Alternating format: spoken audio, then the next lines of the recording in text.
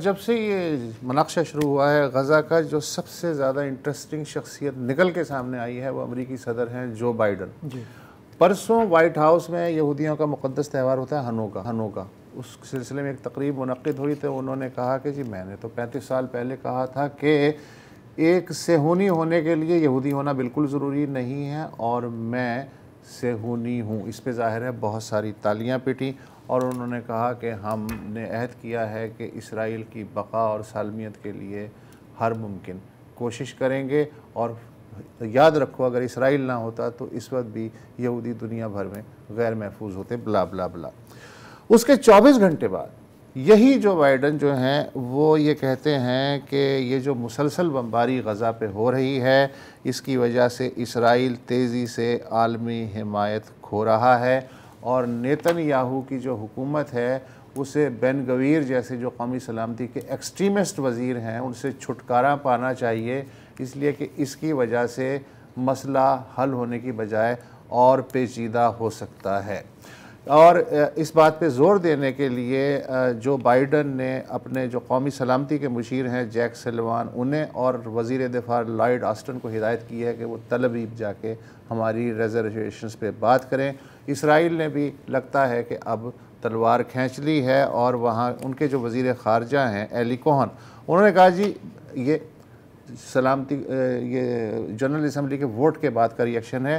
کہ بین الاقوامی برادری کی حمایت کے بغیر بھی اسرائیل اپنے جنگی مقاصد حاصل کرنے کے لیے یہ جنگ جاری رکھے گا، یعنی کھل کے سامنے آ گئے ہیں۔ ہمارے پاس اس وقت واشنگٹن سے ہمارے ساتھی اقبال صاحب موجود ہیں۔ انور اقبال صاحب، گیم چل کیا رہی ہے؟ یہ تو بڑی واضح ہے، یعنی یہ تو آپ سب کو پتا ہے کہ امریکہ میں اسرائیل سے ہمدردی ہے، صرف حکومت کو نہیں لوگوں کو بھی۔ یہاں یہ کوئی رہتے ہیں، ان کے تعلقات ہیں دیگر امریکی لوگوں سے، اور ان کا ایک انفلوئنس ہے ایڈمنسٹریشن میں ہر جگہ۔ تو جب یہ جنگ کا آغاز ہوا اور جو حماس نے راکٹ برسا اسرائیل کے اندر، تو اس کا ایک ریئیکشن ہوا اور ساری ہمدردیاں اسرائیل کی طرف چلی گئی۔ لیکن اس کے بعد جو جنگ بتدریج اس طرح بڑھتی چلی گئی، یعنی امریکہ میں یہ سمجھا جا رہا تھا کہ اسرائیل نے جو کہا ہے کہ ان کا جو ہدف ہے وہ یہ ہے کہ وہ ایلیمینیٹ کر دیں گے حماس کو، حماس کا خاتمہ وہ تھا 2-4 دن میں، ہفتے میں اچیو کر لیں گے اور اس کے بعد وار اوور ہو جائے گی، لیکن وہ ہو نہیں سکا۔ وار اب 2 مہینے سے زیادہ ہو گئے ہیں، اب لگ یہ رہا ہے کہ اب بھی کوئی نتیجہ نہیں نکلے گا، لہٰذا اب اس کے ساتھ ساتھ پبلک اوپینین یہاں چینج ہونے لگی ہے، اور خاص طور پہ نوجوانوں میں، لیکن دوسرے وہ بھی ابھی کہنے لگے کہ انف از انف، اب وار رکنی چاہیے۔ اور یہ بات صرف یعنی یہ نہیں ہے کہ نوجوان جلسوں میں کر رہے ہیں، بلکہ ہر جگہ ڈسکس ہو رہی ہے، میڈیا میں بھی بات ہو رہی ہے۔ میں دیکھ رہا ہوں کہ جو وہ نیوز پیپر جو کہ سپورٹ کرتے تھے پوری طرح، وہ بھی اب کہنے لگے بھی اب اس بار تو ہوئی جائے تو بہتر ہے۔ تو انور صاحب دیکھیں، ابھی بائیڈن صاحب نے یہ بھی اشارہ دیا کہ اسرائیل کی جو ایکسٹریمسٹ گورنمنٹ ہے اس کو بدلنا ہوگا، اور 2 ریاستیں حل کی طرف اسرائیل کو آنا ہوگا۔ امریکہ کا کتنا کلاؤٹ ہے کہ وہ نیتن یاہو کو اس پہ پرسویٹ کر سکیں یا اس بارے میں کچھ کر سکیں؟ بالکل اسی طرف میں آ رہا تھا۔ اب آپ کو یاد ہوگا کہ جو ہمارے جو امریکہ کے صدر ہیں جو بائیڈن صاحب، ان کے نیتن یاہو کے ساتھ پرابلم پہلے سے بھی چلتے رہے ہیں، ان کے تعلقات کبھی خوشگوار نہیں رہے، کہ جنگ کے بعد ان کے تعلقات میں بہتری آئی تھی، اور انہوں نے جس طرح سے اعلان کیا تھا اسرائیل کی حمایت کا، اس کا بڑا امپیکٹ بنا تھا نیتن یاہو صاحب بھی کہتا۔ لیکن اب جو صورتحال دوبارہ وہاں پہنچ گئی ہے جہاں بائیڈن انتظامیہ کو احساس ہو رہا ہے کہ ان کی بات مانی نہیں جا رہی ہے، کیونکہ اب بائیڈن انتظامیہ چاہتی ہے جو پبلک اسٹیٹمنٹ اپنی جگہ ہے، لیکن اب یہاں جو اخباروں میں خبریں چھپتی رہی ہیں، لیک مختلف آفیشیل سورسز کے حوالے سے بھی کہا جا رہا ہے کہ بعد میں بائیڈن انتظامیہ نے کئی دفعہ کہا ہے اسرائیلی حکومت سے کہ وہ اب جنگ روک دیں، اور انہوں نے ان کی بات نہیں مانی۔ تو اس لحاظ سے اگر آپ دیکھیں، اس کے حوالے سے دیکھیں، پھر بائیڈن صاحب کا جو بیان آیا ہے، ان کا جو ریئیکشن، وہ سمجھ آتا ہے کہ وہ نیتن یاہو کی حکومت سے نالاں ہیں، اور وہ سمجھتے ہیں کہ اگر اس کا معاملہ چلتا رہا تو حالات ان کے اور اسرائیل کے بھی ہاتھ سے نکل جائے. اچھا یہ بتائیے انور اقبال صاحب کہ بنیادی جو غصہ ہے کیا یہ نہیں ہے کہ اسرائیل سے وہ مسلسل یہ بات کر رہے ہیں بضد ہیں کہ یار اپنا پلان بتاؤ کہ تم غزہ میں فوجی آپریشن کے بعد کرنا کیا چاہتے ہو، لیکن اسرائیل کی شاید خود سمجھ میں نہیں آ رہا یا وہ اس سے پلان جو ہے وہ شیئر نہیں کر رہا چاہ رہا امریکی انتظامیہ کے ساتھ. تو یہ کس حد تک بنیادی وجہ نزا ہے؟